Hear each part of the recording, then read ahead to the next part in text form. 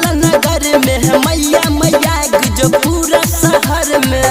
चारों ओरिया लाल हरियाली ललकै छै, चारों ओरिया लाल हरियाली ललकै छै।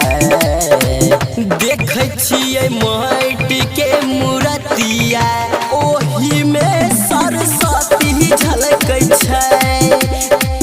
देखै छियै माटि के मूर्तिया ओही में सरस्वती झलकै छै। देखै छियै माटि के मूर्तिया ओही में सरस्वती झलकै छै। Ganapati recording studio Bhawanipur. तन मन धन से सब पूजा करै छै, मैया के भक्त लोग ध्यान करै छै। तन मन धन से सब पूजा करै छै, मैया के भक्त लोग ध्यान करै छै।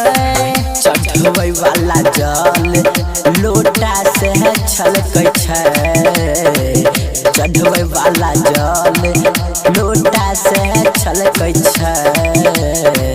देखै छियै माटि के मूर्तिया ओही में सरस्वती झलकै छै। देखै छियै माटि के मूर्तिया ओही में सरस्वती झलकै छै। देखै छियै माटि के मूर्तिया ओही में सरस्वती झलकै छै। Ganapati recording studio Bhawanipur. नीरज राजधानी और सरवन छै संग में, मैया के भक्त सब बड़ा छै उमंग में, बड़ा छै उमंग में।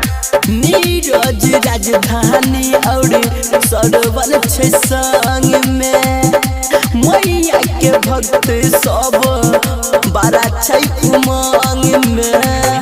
पूजा करे घरी जस दे दलकै छै, पूजा करे घरी जस दे दलकै छै। देखै छियै माटि के मूर्तिया ओही में सरस्वती झलकै छै। देखै छियै